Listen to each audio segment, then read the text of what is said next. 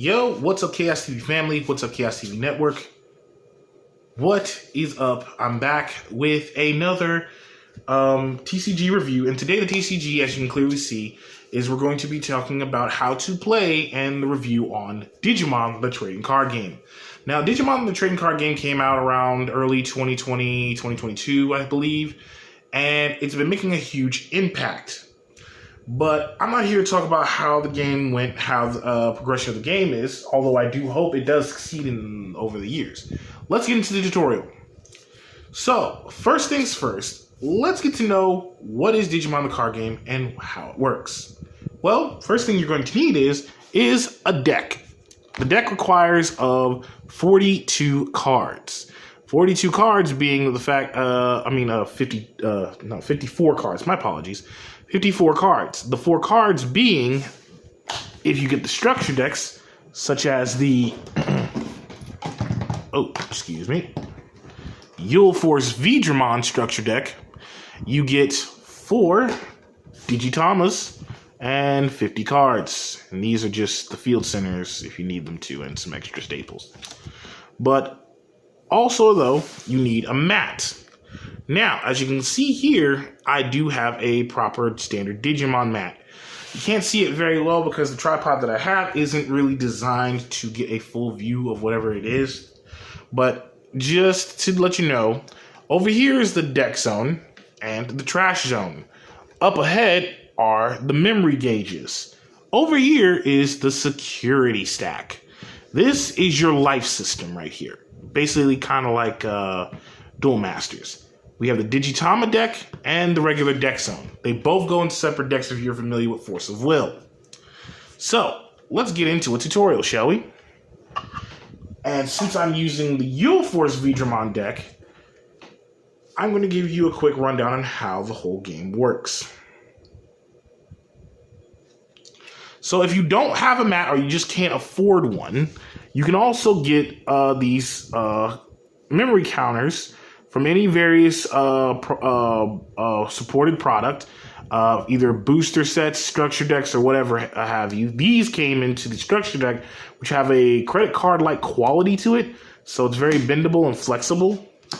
Or you can get something from the gift box set that came out recently that introduces the classic collection, and you can get this big giant memory counter, which is the same quality product as, you know, the cards I just showed you right over here.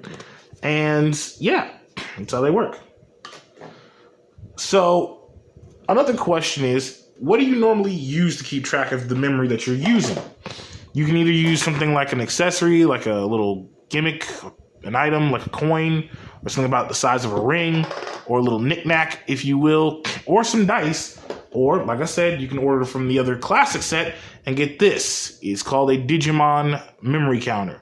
Comes with a little token trinket. Mine just Gatomon. I was looking for Gabumon, but apparently they didn't have it. So what you do is, you pop this little sucker out, and there you go.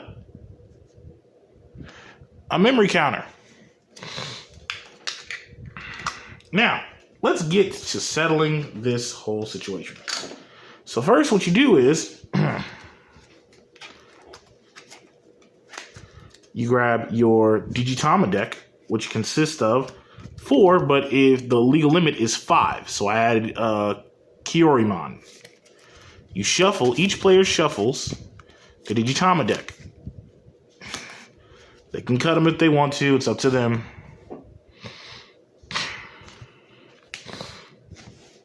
And then you take your main deck, which consists of 50 cards.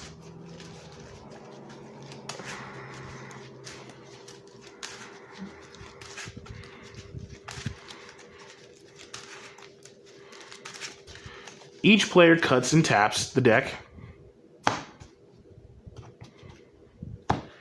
And what you do is, there is a mulligan rule now. You can take the first top 5 and put them over in your security stack.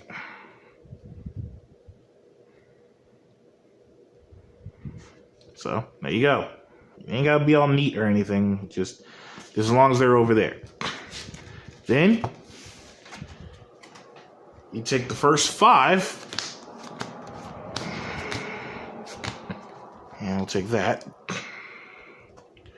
Put the rest of the deck over there, and let's look at this hand. And this is not a pretty good hand, and it's not a pretty decent starting hand. So what we're going to do is we're going to put these 2 back, and this back, and this back.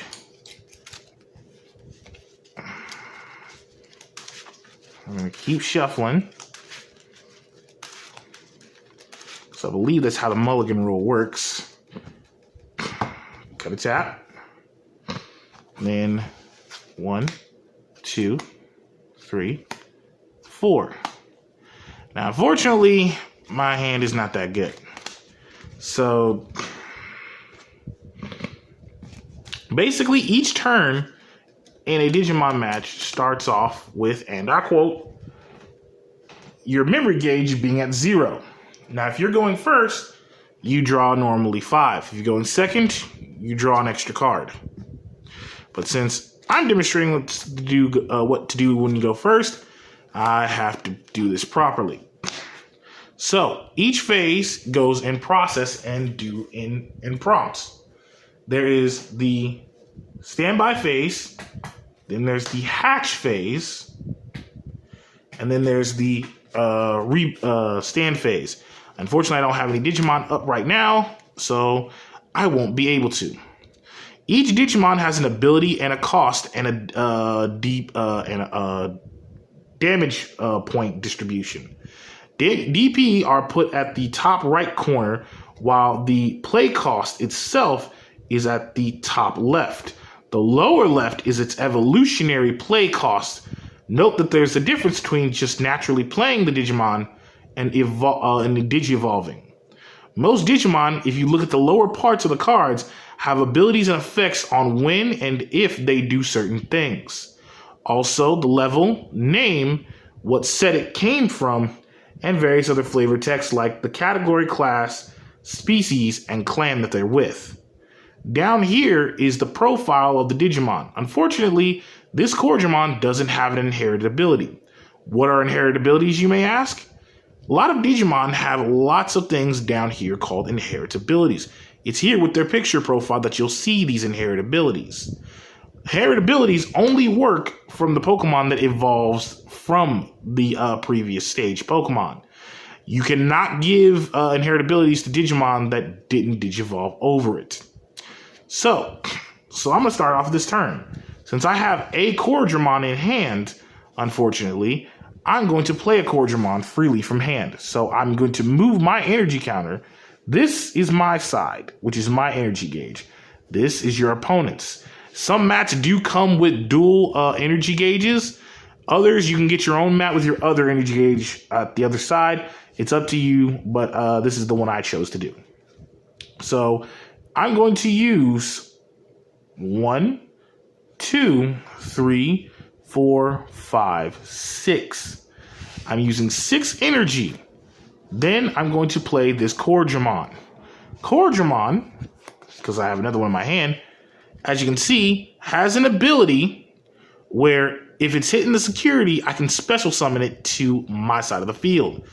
Also, it has an on-play ability. I can draw a card. I can draw 2 cards. This is actually useful if you want to Digivolve with Digimon. So when you Digivolve, you get to draw a card. But since I already wasted my turn, and unfortunately, it's already my opponent's due to the fact that I went past the threshold. Energy and resource management is all dependent on how much you're willing to give your opponent, as well as your opponent is being willing to giving you. So since it's on play, I'm going to activate my Digimon's ability. That's the only thing I can do. Draw 2 cards. Now, let's say if my opponent just plays a decently cost level Digimon, my apologies, and it gives me, let's say, a generous 4 memory. Now, it's my turn, and my Digimon is recovered from summoning sickness. Now, certain Digimon have abilities like haste, like haste, similar to magic, called Rush, or Blitz, if you want to call it that. I forgot. Rush is an ability that only certain few Digimon builds have, where if it's played on play, it can swing. So for this turn, I'm going to basically Digivolve. Unfortunately, if a Digitama is still in the daycare, you cannot move the Digitama outside into the battle area because Digitamas, as you can clearly see, don't have damage distribution. So they stay in here until the next turn. And since it is my turn, I'm going to play not one, but two. Well, I don't have two anymore. I'm going to play one of my option cards. Option cards act as spells or in the security area, traps. So I'm going to play one Hammer Spark. It's a 0 cost, so I don't have to pay a memory cost, but its effect works because I get to gain a memory out of it. Now I'm going to proceed to Digivolve. I'm going to use this Digimon. Actually, nope, I can't even do that. Unfortunately, I cannot Digivolve. Surprise there. But I can use option cards at my leisure. Now, let's say if I want to attack. I want to attack my opponent with my Digimon. That's 5,000 DP going straight for my opponent. Either Digimon, rest of Digimon, or security stack. So, in this game, you can choose to attack the security stack, but your opponent has liability to either attack it or let the attack go through. If they have rested Digimon, as you can see from this one, and let's say my opponent chooses to attack my security stack, I can't do anything. If a Digimon is standing and it has the ability Blocker, I can defend myself. Unfortunately, even if my Digimon is rested or standing, it can't do anything. Which at any time, my opponent can literally delete this Digimon by attacking it. Then it leaves my security stack vulnerable. Attacking the security stack, you do a security check. Now, my opponent flips over a Yule Force Digimon. Now, Yule Force Digimon, if it's attacked in the security stack, and this goes for any Digimon being attacked in the security stack, it doesn't necessarily go on the field, but it is still involved in the battle phase. Any Digimon that you swing on in the security stack, that Digimon of your opponent's or your Digimon versus your opponent literally have to do battle with that Digimon. If you win, you get to delete the Digimon and still gain a less security check. If you lose, on the other hand, that Digimon that you swung with ends up getting deleted and sent to the trash. For the victor that came, the victor out of the exchange that used the security Digimon to win the battle phase, unfortunately, this Digimon that came from the security check, even if it wins or loses the battle, still has to go to the trash area, unless said otherwise. Let's say like Digimon. If it's hit, instead of going to the trash, it comes back to the field. Any other Digimon outside of that, it just goes instantly to the trash. There are some cards and option cards that choose to use abilities like if this card is hitting your security, add it to your hand. And yes, I said it correctly. Option cards do have certain effects, just like where the inherent abilities is supposed to be. There's the cost, there's the effect of what it does, and here's what it does in the security zone. If it's hitting the security, add this card to your hand. Some cards actually add themselves to your hand from the security zone instead of just going to the security. Others activate their effects and do plus what they're supposed to do, normally when they're usually naturally played. So let's say if your opponent literally hits your other security check. Now, say if your opponent has a Digimon, this card actually activates in the security zone. Unfortunately, I can't add this option card to hand, but I do get to activate its effect if my opponent has a level 7 or higher Digimon. I can literally send that Digimon back to my opponent's hand and trash the Digi-Evolution cards underneath. Now, the main objective is to get rid of your entire opponent's security check which a lot of decks can easily do. Oh, there's the Digimon I was looking for. Until their security zone is nothing. The best way you can win is attack your opponent when they have nothing. For those of you that actually stuck around the era of Duel Masters, this will seem similar to entering the battle zone to attack your opponent directly, or for Yu-Gi-Oh! In short. The game's very simple and it's very easy. It's really fun. And on top of that, Digimon decks come in so many variants of styles, battle tactics, and colors, thus making this game very versatile. Well, that's it for the basics on how to play Digimon. Hopefully, we show you how everything works when we do an episode of Top Down Throwdown. Yafuna Gaming should be coming over to the Chaos TV network to help us learn how to play and fully do a full match of Digimon. I will be using my Yule Force Vidramon deck. I was, when the game first dropped out, going to do a video when I got my Metal Garurumon deck, but I wanted to know the game first, and it took me about, I guess, a year to figure out how the mechanics work, and also to wait for them to get a mulligan rule, because there would be times that I'd literally break into a decently bad hand. But other than that, I think this game is amazing. I really do hope this card game does kick off, and it really maintains its, well, it's already kicked off, what am I saying? But I hope it does maintain its consistency that it's already gotten. A lot of my friends in the Chaos TV group have already built decks, and we've pulled a lot of good product from this game. Last set we just pulled from was, I think, Double Diamonds, and a set that I pulled from by myself was Classic Collection, which they took the old arts from the old Digimon cards and put them to the modern Digimon frames. Basically, I did bring my binder. As you can see here, is this the right binder? No, it is not. I gotta go get my binder probably later on.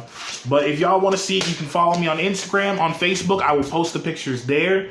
But we've gotten so much decent product from this game. Like I said, this is the original design that I had for this channel. Even though I do have a respect for the big three, Magic the Gathering I invested time into, but unfortunately my wallet didn't appreciate it. Pokemon I tried to, but I couldn't keep up with the constant changes they did to each format. Yu-Gi-Oh! I'm still invested into it, but not as much as I used to be. I still do Yu-Gi-Oh! And will probably do some deck profiles like Drytrons and Exorcisters, but I'll probably be doing those digitally via my capture system in the laptop, because I do have EDO Pro, and I do plan on playing also Duel Masters, Master Duels pretty soon. But as far as what this channel is all about, we're here to play rare, obscure, and unheard of TCGs outside of the big three. So if you guys still like that kind of idea and want to follow the content that I produce involving these other card games, please do. Thank you, and thank you very much, and be good to each other. Also, remember when I told you we were going for rare, unheard of, and usually obscure? Yeah, we're going to do that. Be sure to stay tuned for our how-to review of Weiss Cross, a card game that just recently came to the US and got a translation. From what I know and from what I've heard of in forums, this is a pretty interesting TCG with a pretty interesting mechanic, focusing on Japanese pop idol groups versing each other. This is the deal. This is the whole promise I made to you guys with this channel. So I guess we're gonna do this. It's getting weird. It's getting really weird. Also, we might be doing Flesh and Blood. I don't know. Maybe, maybe not. Hopefully, we do. Anyways, take it easy, guys. Peace.